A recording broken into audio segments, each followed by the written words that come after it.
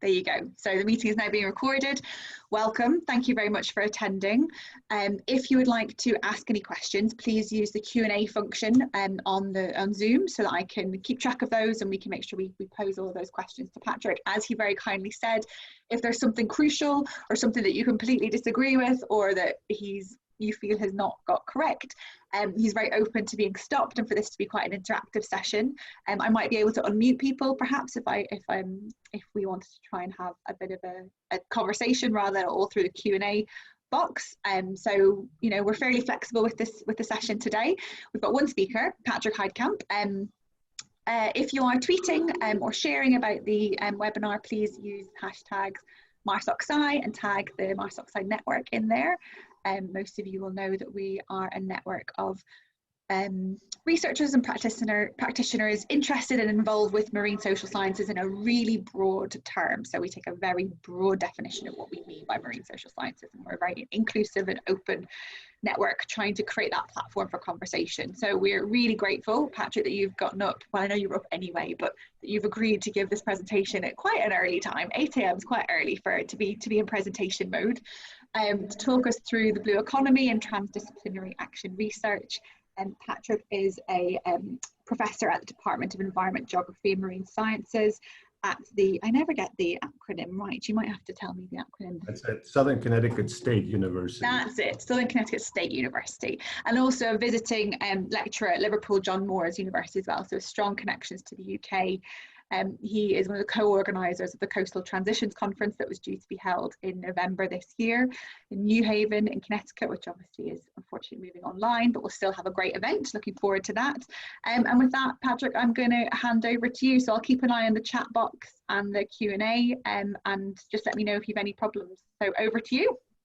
Okay, thank you very much. Thanks, Emma, for organizing this and for having me. I really appreciate having the opportunity to share my thoughts on the blue economy, action research, and some of the things I've been working on in the recent past. I have a research agenda that basically started on looking at coastal sustainability transitions that was kind of kicked off with a partnership with Liverpool John Moores University in the UK, and also part of a merger of two departments at my university, Department of Environmental Studies and a Department of Geography, and we became the Department of Environment, Geography and Marine Sciences.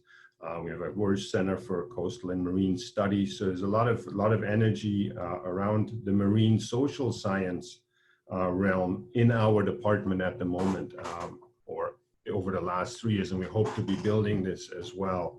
To just kind of give you a little bit more background. So the title of my talk is Engaging the Blue Economy Through Transdisciplinary Action Research. And really just going to recap some of my work. I'd like to start with a brief video that I think will set the stage a little bit. Let's see how we can get this started.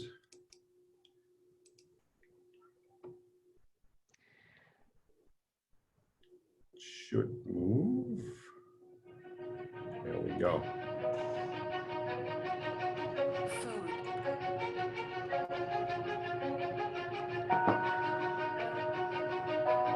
Jobs.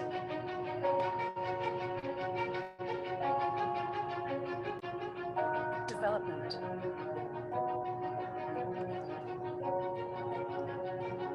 Shipping. Tourism. New medicines, innovation and technology, clean renewable energy,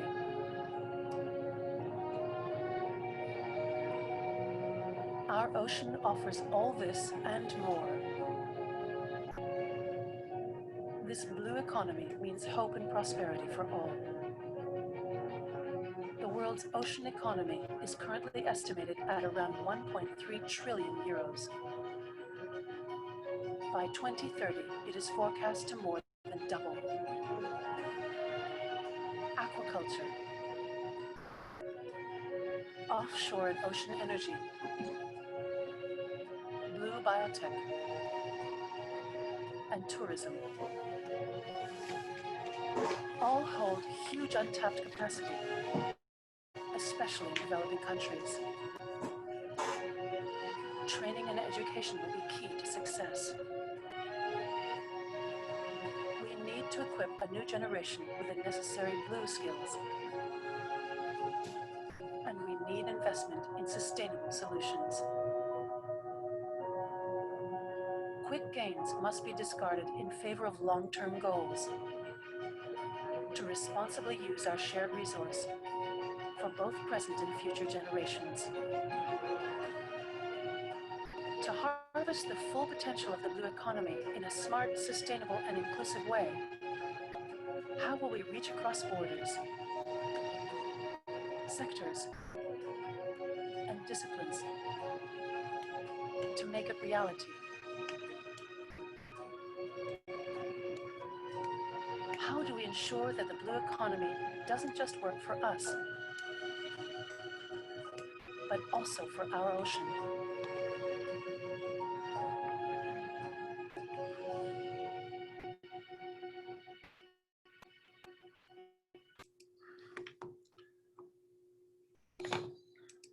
So this video was a part of the European Commission conference, the hashtag Our Oceans conference in 2017, and it kind of highlights what we're talking about when we talk about the blue economy. I'm going to dissect some of the key points made in the video, and I think it's a pretty nice point of departure for us to start talking about my interest in everything. So the argument is made that the blue economy brings hope and prosperity for all. It's estimated at 1.3 trillion euros, which is roughly about 1.4 trillion US.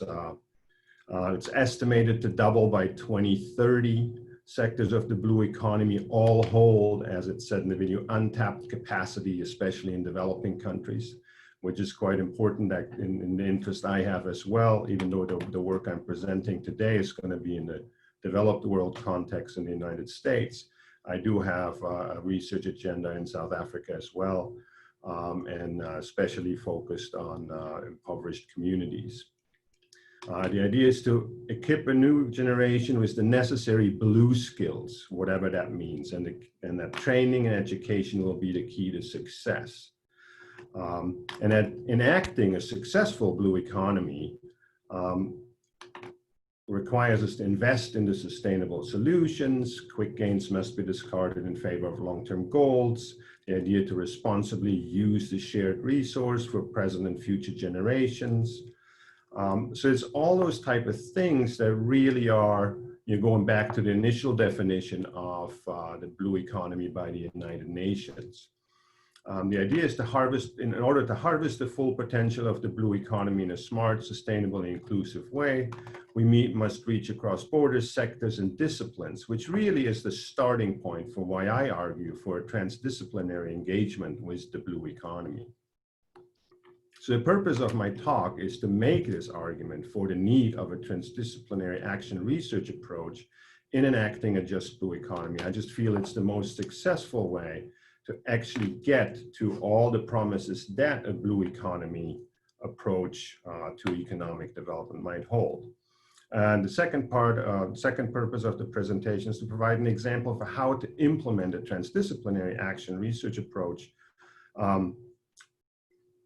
Basically, looking at Project Blue at my university, which is a project that we started early this year, obviously has had some impacts with COVID-19, but still reasonably successful so far. So if we're talking about the blue economy, what are we talking about? Obviously, the video gave a reasonably good introduction what the blue economy is, but I want to highlight a couple of extra things that I think are quite important in order to make my argument. Obviously, the blue economy is everywhere. It's embraced by countries. The Seychelles are probably the most famous example here, which has a very, very strong blue economy strategy. Ireland has a government focus on developing the blue economy and is largely referred to as one of the most successful participants in the blue economy in the EU region. There was a Sustainable Blue Economy Conference in 2018 in Nairobi in Kenya, where 62 commitments were made by participating countries. I think Canada, I believe, pledged $150 million Canadian dollars for supporting their blue economy. That's just one number that sticks out in my head. On the heels of the conference, and hardly also to not be left out, the US announced a $1.21 billion support the blue economy.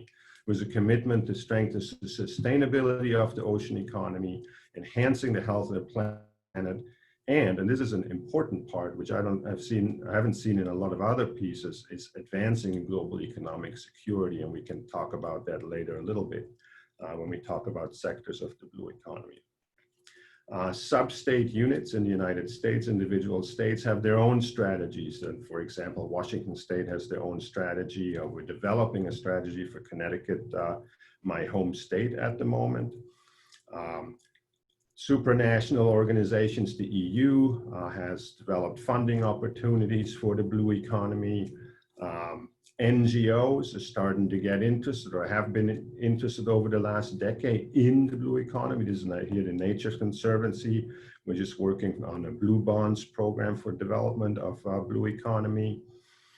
The business community has embraced the narrative of the blue economy, focused on investment and focused on innovation. It has become part of the political arena in the United States, for sure, with Elizabeth Warren having basically put forward the idea of a blue New Deal rather than just a Green New Deal. Not only in the US, in Germany, we have the same thing. The Liberal Democrats have a program about blue growth, which is not quite exactly blue economy, but is very related to it. Funding agencies have started to, like I said earlier, with the EU, have really started to embrace the narrative of the blue economy. So the National Oceanographic and Atmospheric Administration and the Department of Energy in the US has announced the price recently about blue economy. There's been interesting partnerships between universities and NGOs to, kind of monitor and discuss and kind of help shape which direction the blue economy will take. Really impressive examples in terms of funding. For example, the $229 million research partnership in Australia to transform the blue economy. The interesting part here is, and that's maybe important for graduate students that are working as master's students right now, or people that are thinking about going to graduate school, they're actually going to fund 50 PhDs and postdoc, and I think 25 postdocs, if I get my numbers right, all focused on the blue economy. So it's a very, very active sphere in terms of research expectation and output. So there's got to be something behind all this, why everybody is investing in it. It's gotten to the point that, this is from yesterday's news, that apparently the blue economy is the best thing ever because it can also fix anything that has happened because of COVID-19. At least China Daily says that about, investing in the blue economy in Africa. So there are quite a few big reaches in the whole discourse about the blue economy. So the blue economy is everywhere, but there's no common definition of what it actually is. There's multiple definitions. There's no common way to measure the blue economy, and we're actually working on some ways to figure out how to best measure the blue economy, at least how we see it in our research group. So there are competing discourses, the blue economy discourse in itself. For example, the blue economy discourse, as in this picture here, Blue Economy, the first book on the left by Gunther Pauli, that's a very strong business approach. Whereas we have, something that's much more in line with the UN original definition put forward by the Seychelles, for example. There's also the competing discourse or the conflicting discourse, what the blue economy is. What is it, part of the maritime economy? Is it the maritime economy? Where do the maritime and the blue economy overlap? How does the ocean economy comes in? What is blue growth? How do those things relate to each other? There's quite a bit of work that has been done by academics, but there's also a lot of work that needs to be done to kind of figure out what we're really talking about, because there is an opportunity here, but there's also a challenge to make sure that we're discussing the same thing. I've alluded to the definition by the United Nations first, and that's the definition I subscribe to in my work. The blue economy comprises a range of economic sectors and related policies that together determine whether the use of ocean resources is sustainable. So the sustainability piece is in there. An important challenge of the blue economy is to understand and better manage the many aspects of oceanic sustainability, ranging from sustainable fisheries to ecosystem health to preventing pollution. Secondly, the blue economy challenges us to realize that the sustainable management of ocean resources will require collaboration across borders and sectors through a variety of partnerships on a scale that has not previously been achieved. So linking back to what has been said in the video, the piece that's very interesting for me is also making sure that it's not just sustainable, but that it's also equitable. Because to me, and throughout my research career, I have learned that you cannot tease apart equity and sustainability. Those two concepts are intricately linked. In terms of the United Nations, the idea of the blue economy is strongly linked to the Sustainable Development Goals, especially obviously life below water, but also things like decent work and economic growth, climate action, etc. There's room for thinking about the Sustainable Development Goals throughout the blue economy. Now, some different definitions and shorter definitions and competing definitions are put forward by the World Bank, European Commission, Commonwealth of Nations, just to look at three examples. We could go on and on and on and look at national level or subnational level definitions of the blue economy, ocean economy, and it gets just more convoluted and complicated. So the World Bank states that the blue economy is the sustainable use of ocean resources for economic growth, improved livelihoods, and jobs while preserving the health of the ocean ecosystem. I can still get on board with this. European Commission just says all economic activities relating to the ocean, seas, and coasts. Now, this is starting to be complicated for me, because if I look at offshore oil drilling, if I look at offshore or deep sea mining, I'm starting to become concerned quite a bit about the sustainability aspects, for example. The Commonwealth of Nations says it's an emergent concept which encourages better stewardship of our ocean or blue resources. So it's more focused on stewardship rather than economic development. And obviously, with different definitions and competing discourse, we're going to have a kind of a charged political arena that the blue economy is managed and discussed in. Again, going back to the slide of the blue economy of the United States investment, $1.12 billion to support the blue economy. At the end, it says, and advances global economic security. What that means in the document, I wasn't able to find out so far, but it could very well be defense investment, which really, if you look back at just and sustainable development, might not necessarily be something I could buy into. The sectors that we do talk about in the blue economy, there are some established industries, fisheries, shipping and ports, shipbuilding, offshore oil and gas, marine construction, marine coastal tourism, marine transport, marine business services, marine R&D, and dredging. Those are the traditional ones. And there's some emerging industries which are quite interested in myself because I research innovation in marine aquaculture, offshore wind energy, ocean renewable energy, marine seabed mining, which is one of the things I have a little bit of problems with. Safety and surveillance, again, might not be something I'd be all that interested in. Marine biotech and high-tech marine services. My big question is, how do we activate sustainability, ocean health, justice, and equity in these sectors? Two papers that came out last year, 2019, that really shaped my thinking. One is because I was involved in one of them, and the other one is a paper by Nathan Bennett et al. That came out at the same time, and the papers kind of have very, very similar overall arguments, just a different way to get there. One paper is towards sustainable equitable blue economy. which has basically a 5-point strategy to get to a sustainable and equitable blue economy. Establish a global coordinating body and develop international guidelines, ensure national policies and institutions safeguard sustainability, promote equitable sharing of benefits and minimization of harms, employ inclusive governance and decision-making, and engage with insight from interdisciplinary ocean science. The other paper written by a team of researchers here at Southern Connecticut State University, as well as some friends in our Blue Economy Research Network, we basically highlight some of the ideas that the socio-spatial dimension of the blue economy are under-theorized quite a bit, and we get back to that later, looking at some of the other literature, highlighting the importance of regions and regional economic development as a concept, the idea of scale mismatches in governing versus outcomes, and highlighting the importance of power relations and who actually gets to truly shape the blue economy.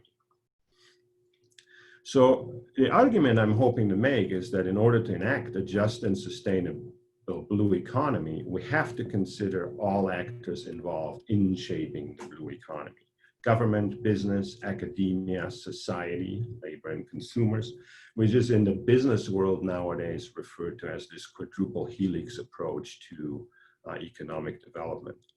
I say that the best way to do so is through an inclusive transdisciplinary action research.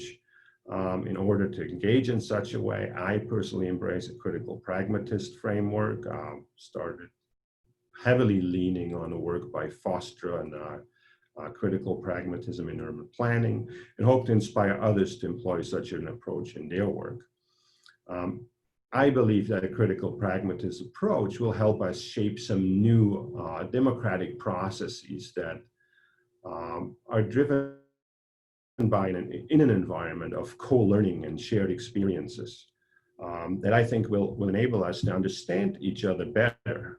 Very often academics might not really like the business approach to doing things, and the business community might say academics are sitting in the ivory tower.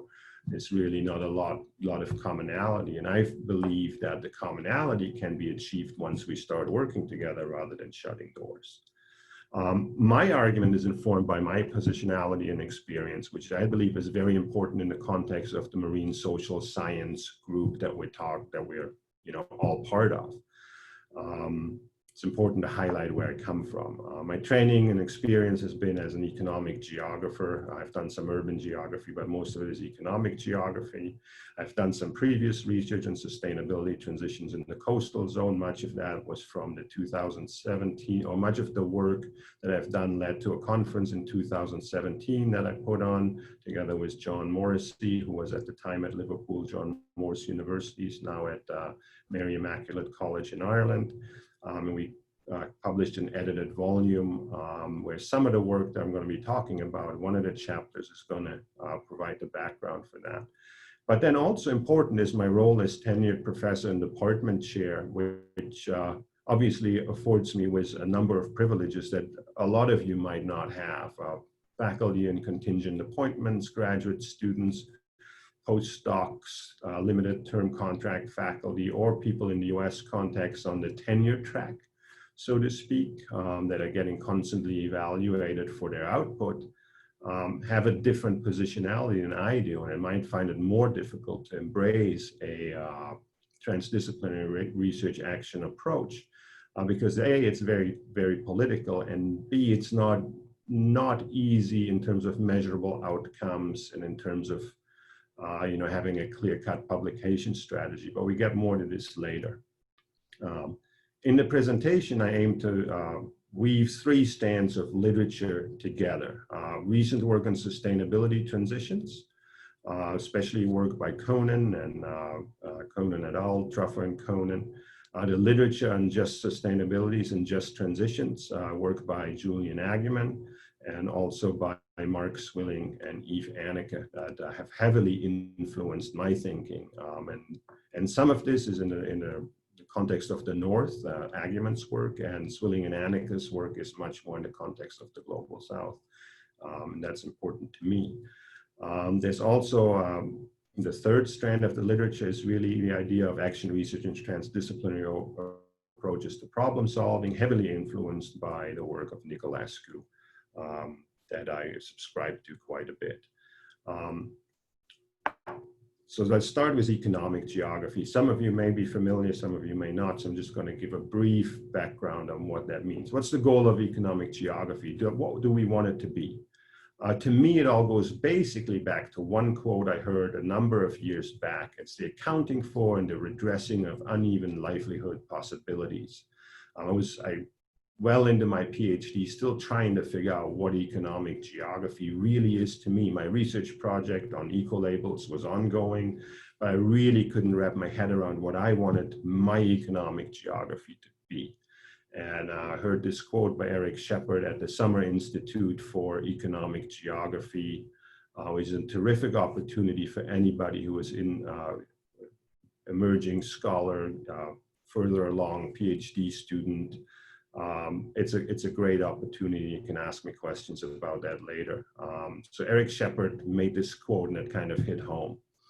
But there are lots of different economic geographies: institutional, relational, post-structural, Marxist, feminist, evolutionary, spatial, analytic, positivist, whatever it might be. People all have different points of departure. And actually, economic geography has very often been criticized for having entirely too many different paradigms. And it's too heterogeneous. It's been described by Chris Olds and Jamie Peck as a donut with a circular fried dough of various epistemologies and ontologies, and nodally absent focus and center. And I played around with some of those in my career as an academic. I had very, very heavy Marxist leanings at one point, till I realized it didn't get me to the point to actually get anything done. I really liked it as a critical approach, which I think it's terrific for still. But it always left lacking in me, at least, about what to do next. So I found my donut hole, so to speak, in looking at critical pragmatist ontology and transdisciplinary action research. And I've argued this point before, last at the Global Economic Geography Conference in Cologne, and if economic geographers are to make a significant contribution to a just sustainability transition in any context, be it the blue economy or something else, it needs to embrace a focus that's distinctly environmental in the sense of sustainability and resilience of socio-ecological systems, while also maintaining a rootedness in not only analyzing, which is where a lot of academics stop, but also redressing uneven development. So that's my point of departure. Now, looking at the literature to kind of strengthen my argument here, there's been an important body of work, burgeoning body of work about sustainability transitions. It basically argues that a transition towards more sustainable and resilient socio-ecological systems requires a fundamental, and it's often described as radical, transformation of existing socio-technical systems. Socio-technical approach to transitions highlights a co-evolution and complex interaction between industry, technology, innovation, markets, policy, culture, and civil society. And it argues that policy shifts to longer-term perspective, which are important in the context of the blue economy, and approaches are critical for environmental sustainability. I read this literature as having strong pragmatist tendencies, both in their approach and also in the underlying ontology. So what are we talking about when we talk about socio-technical transitions, which some of you might not be familiar with? Socio-technical transitions are defined as the co-evolution of social and technical relationships that foster dynamic change, transitions in socio-ecological systems. An example that I use to illustrate a socio-technical approach. I use that in my teaching quite a bit. Before, containers and ships were loaded by hand, break in bulk, lots of people working on loading and offloading boats by hand. And eventually, with the advent of containerization, which is a niche innovation, the container was an innovation, things started to change. We had to have, we basically embarked on a socio-technical transition process that changed not only the initial idea, the idea of a container, but it required new ways to ship the container and enabled new ways to ship the container. Container ships are completely different than ships before that. They are obviously much more efficient. It led to new jobs, the idea of a crane terminal operator. It led to spatial shift in terms of the environment where the harbor is actually, or the port is located. So we have now container terminals. What it also led to, and that's an argument that John Morrissey and myself make in the second chapter of the book, which I forwarded to Dr. McKinley to maybe share afterwards as well, leads also to spatial uneven development. So the advent of containerization has led to basically a growth of specific harbors along the eastern seaboard in the US right here, for example, that have container terminals. Those are the ones that basically are the drivers of economic opportunity. This goes back to my master's thesis on urban waterfront revitalization, where I looked at some of the underutilized waterfronts in the smaller port cities in New England towns. For example, Portsmouth, New Hampshire, New London, Connecticut, and Newport, Rhode Island had a period of complete decline on the urban waterfront because they had lost all their shipping to the harbors that are in fact having container terminals. So it led to this kind of a spatial reorganization of ports and port activity along the eastern seaboard. And this is a worldwide phenomenon. So it's a good example to kind of look at how a niche innovation, initially a niche, leads through a process of maturity and then eventually to spatial uneven development in this context. That's very interesting to me as an economic geographer, because we look at uneven development and resulting uneven livelihood opportunities. This kind of approach, this transition approach, was really well illustrated by Gales in 2011 through the multi-level perspective on transitions approach, which really starts on the bottom left corner with this niche innovation, eventually goes through this socio-technical regime and then leads to socio-technical landscape change.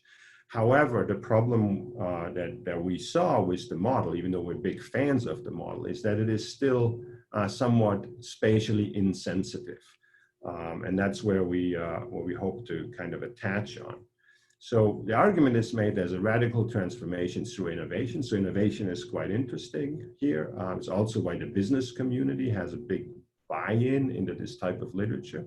But what is the radical transformation to? Is it towards carbon neutrality, sustainable systems, resilient systems, uneven development, or is it just for more profit and more economic development and more growth, which has its own problems if we're looking at socio-ecological resilience and sustainability. While the studies looking at socio-technical transitions frequently consider the local context, the spatial dimension of it has generally been quite under-theorized. It's often based on the implicit assumption about spatial homogeneity. So it goes back to kind of a positivist approach to economic geography in the past. There was comparative little attention to how policy proposals in the local context or in a regional context will influence current patterns of uneven development. In much of the transitions literature, place is represented solely as a site for socio-technical processes rather than as heterogeneous and situated as a construct. In the past decade, the literature on transitions towards sustainable socio-technical system has made a considerable contribution in understanding the complex and multidimensional shifts considered necessary to adapt societies and economies to sustainable modes of production and consumption. However, transitions analyses have often neglected where transitions take place. So the spatial geographical aspect is under-theorized. This is what Conan et al. Argue in 2012. John Morrissey and myself developed a model based on the multi-level perspective that actually starts talking about those. And you can, I'm not going to go too deep into this, but it really highlights the importance of the regional context. I'm going to jump over this slide because it's basically just a summary of what we already said. Oh no, sorry. This is the Just Sustainable, Just Transition start. So concurrent with Shepard, to me, economic geography has always been for accounting for and addressing uneven livelihood possibilities.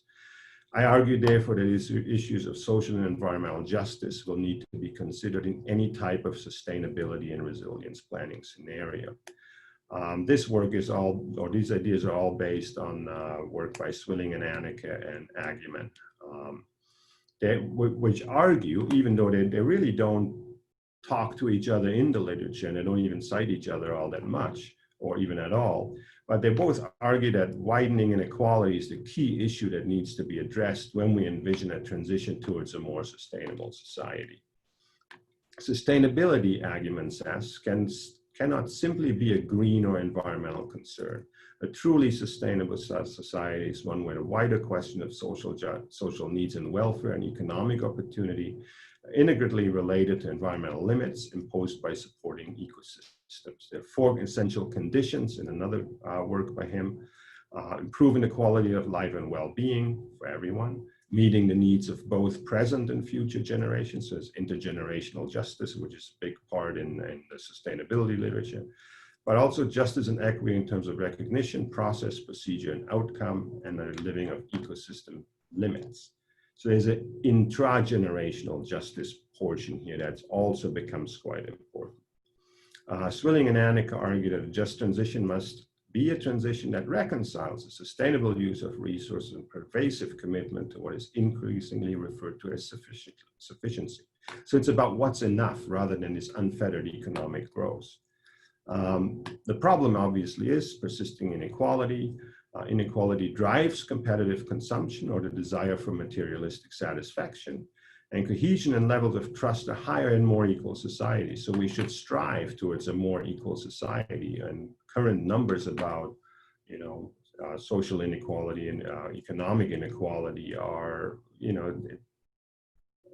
the gap is widening, and in the United States, in the context I live in, it's quite dramatic.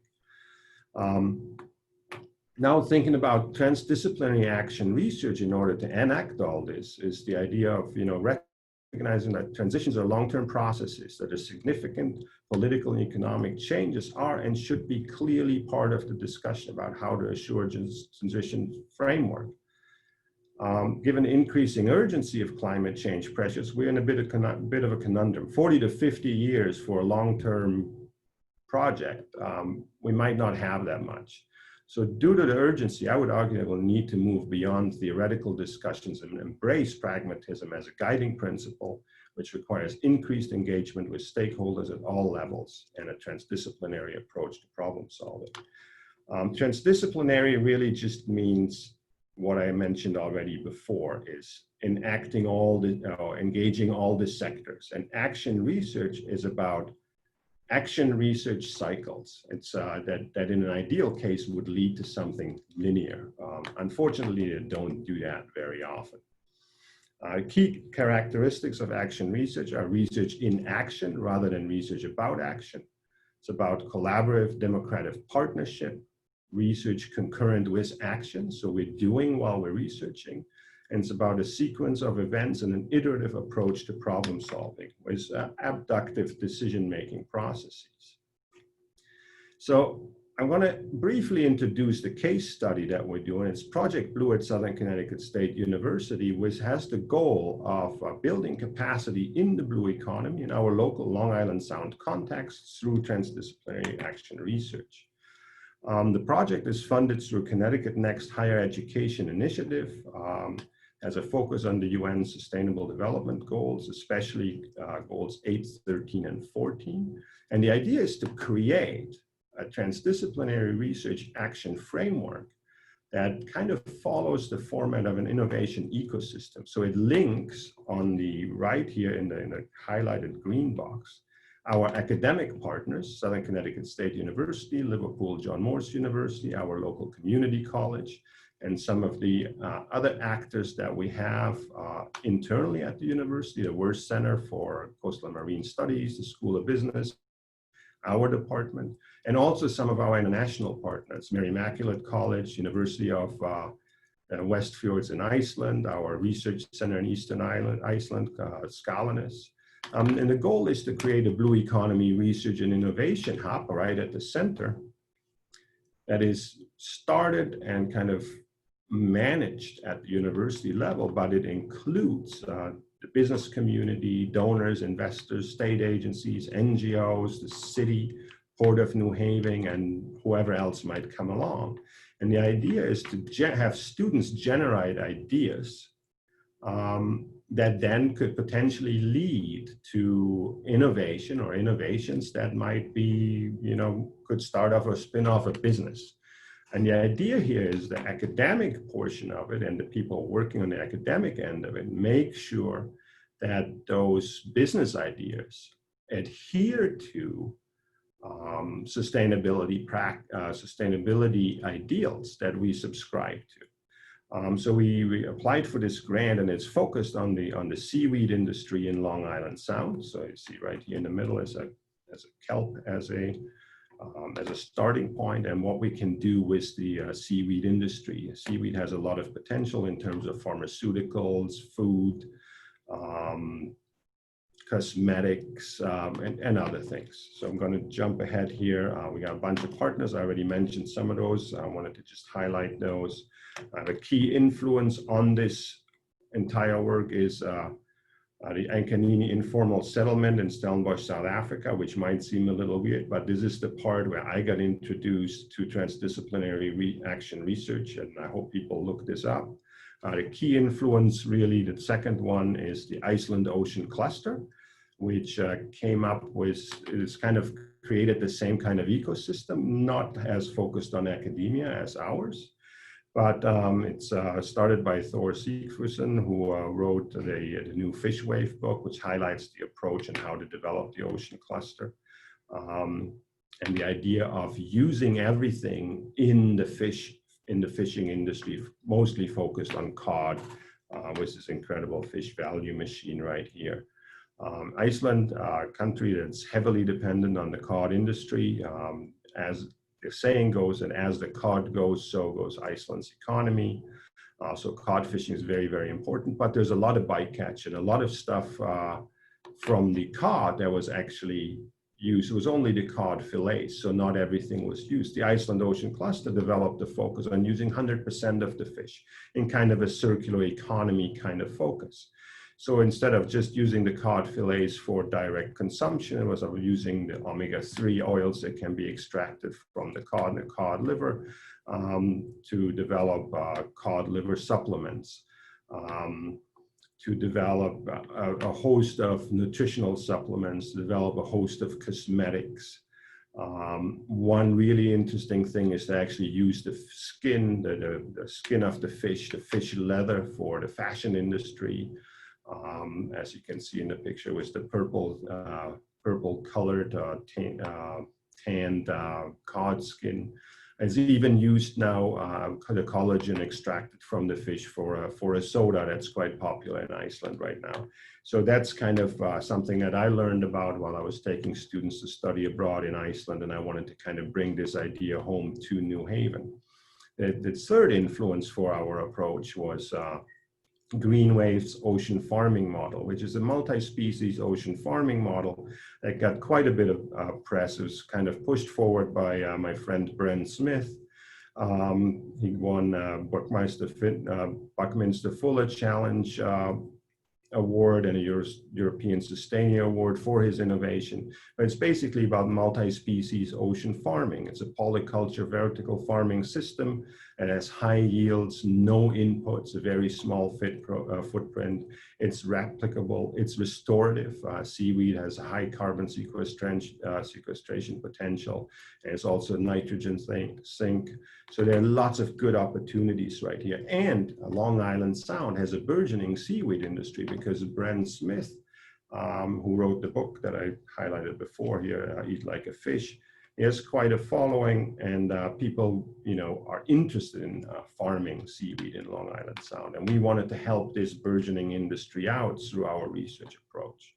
So our focus in the research approach was on capacity building through student engagement, research and innovation. So we had some coursework, we had some internships, we had free non-credit workshops. We have an International Blue Economy Conference coming in November 4th to the 8th.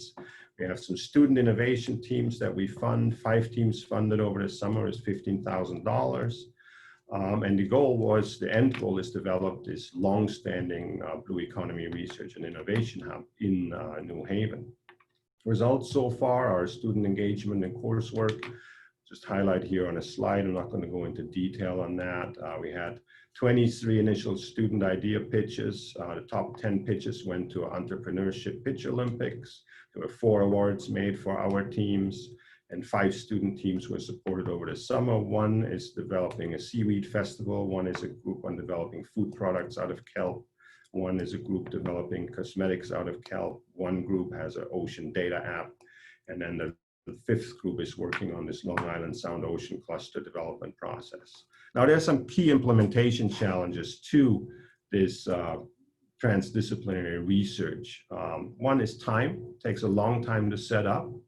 In our case, has been a 3-year process before assuring any funding, which is very difficult, especially for like PhD students in the UK, where the whole project might only be 3 years.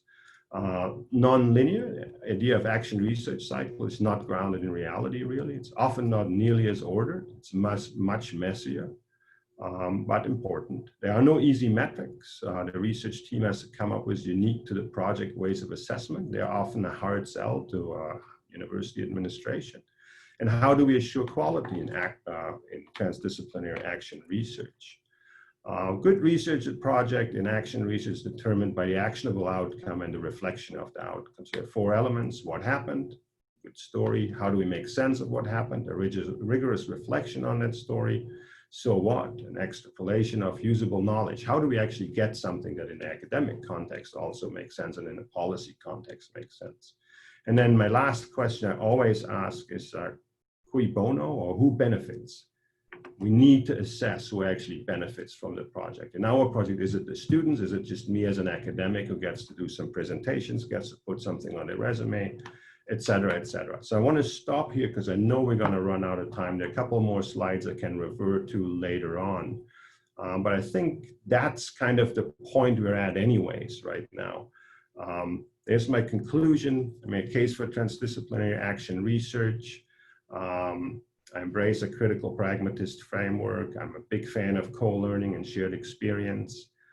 The problem is it's always political, and it requires patience, compassion, and humility, which, kind of as a starting point. And that's something that we very often are not trained to do.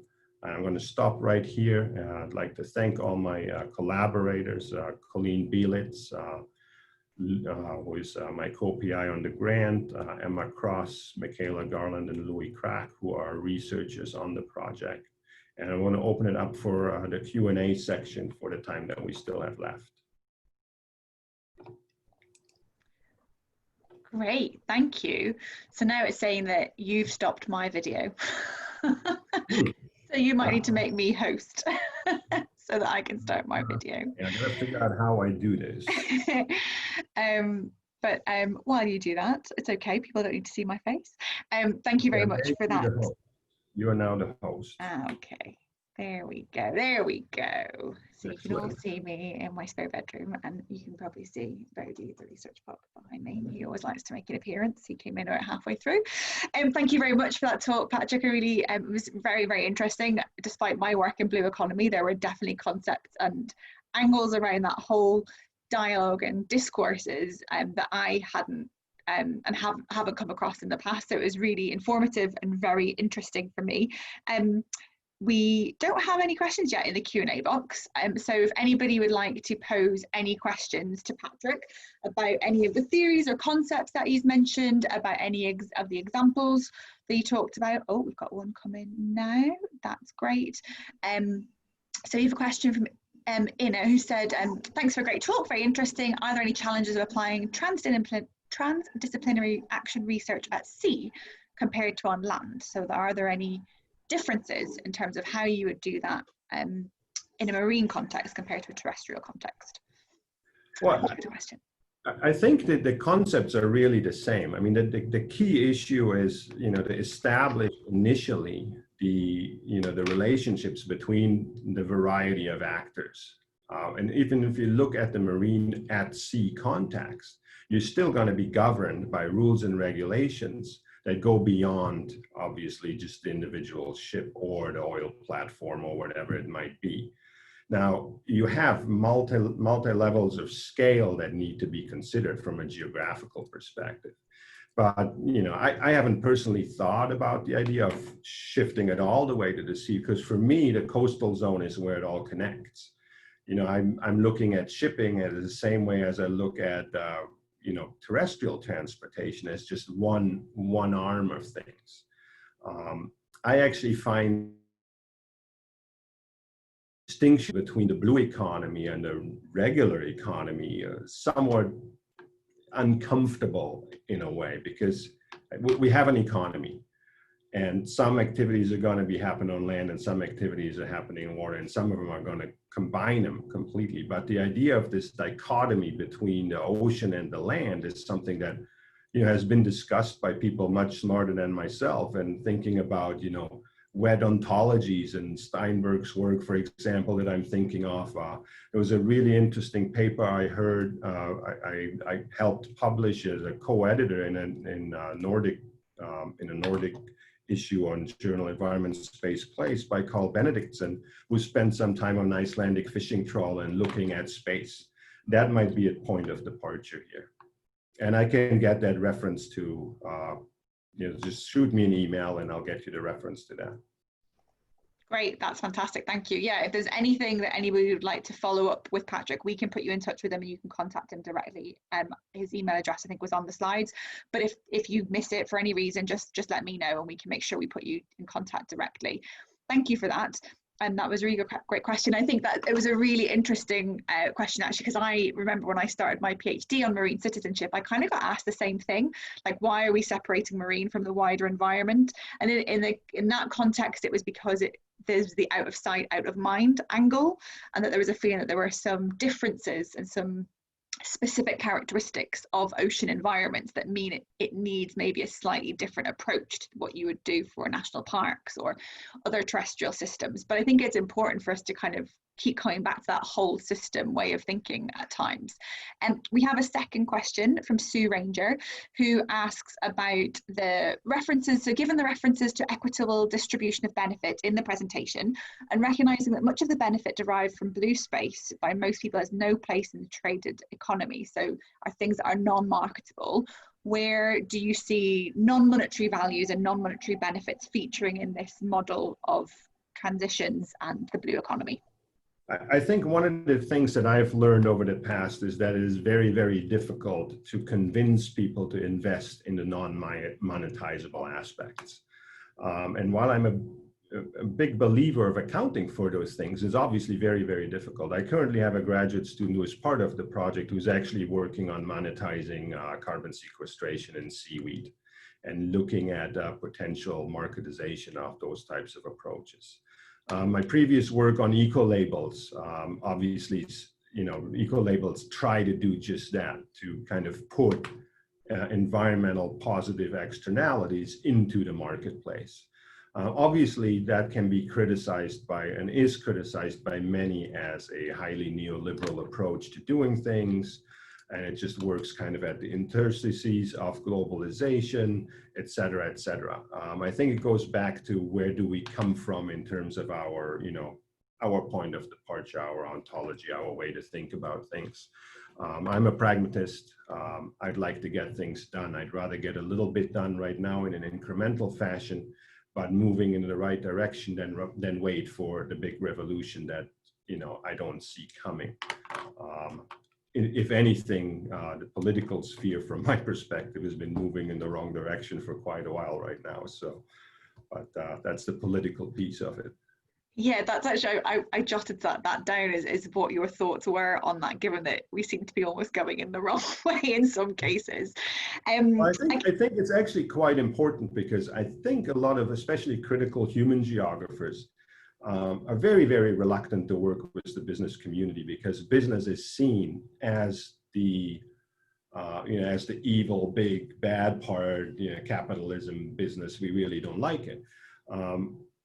While that there's some truth and some really strong arguments for that, I really have to say that, I've been working with business people in a number of sectors, and, as soon as people have kids and are involved directly with the businesses, they actually make really good decisions or try to make really good decisions. Not all of them, and big business is the big problem in my, in my view.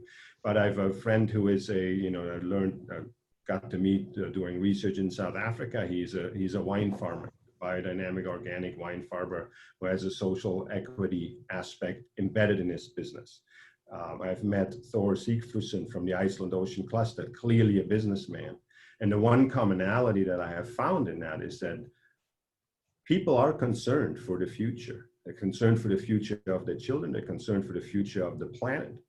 And they are making decisions not purely on profit, but also on what might be there for their kids. And I think slowly the climate change discussions are being, at least the narrative is being, put out in a way that business people understand and realize it.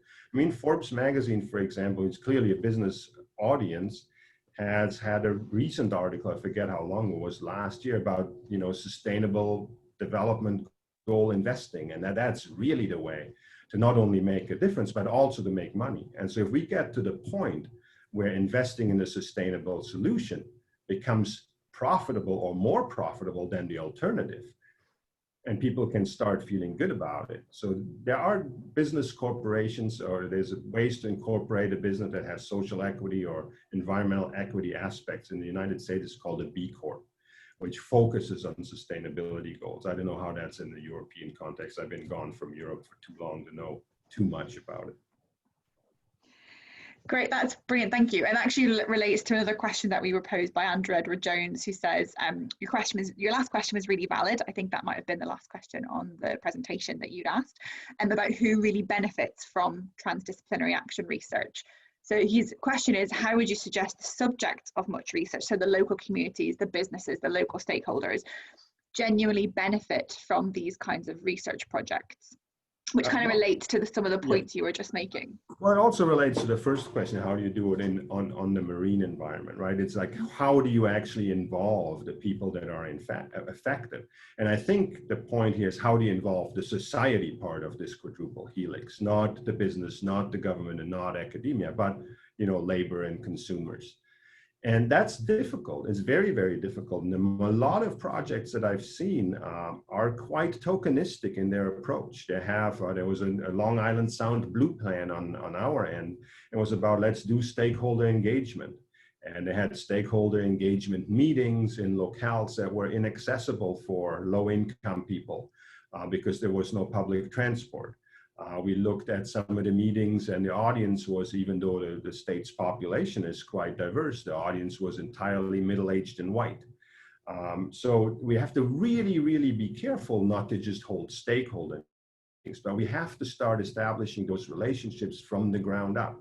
That requires the researcher, for example, myself. When I ride my bike into work in the morning and I see an angler on the water that is clearly fishing for subsistence, I need to stop, make the time to say hello, talk 10 minutes about if they would want to be involved in a project like that. And it's very difficult to involve this project. The more localized the project is, like in the context of this iShack slide I put out, where it's a small informal settlement in Stellenbosch, South Africa, where you can have a stronger link. So the more local it is, the easier it is to engage the actors, I believe. And the broader the bigger the region gets, the more difficult it gets, because it also encapsulates more. The other thing too is, I believe the engagement initially has to be a single issue engagement.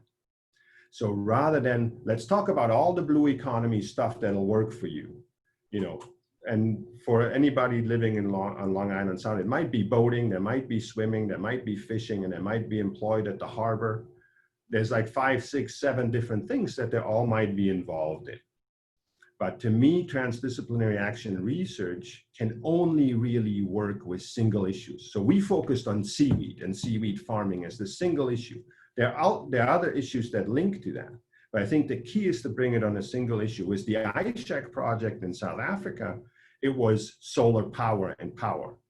And other things like water and, you know, the elephant in the room about apartheid, those things were not to be talked about.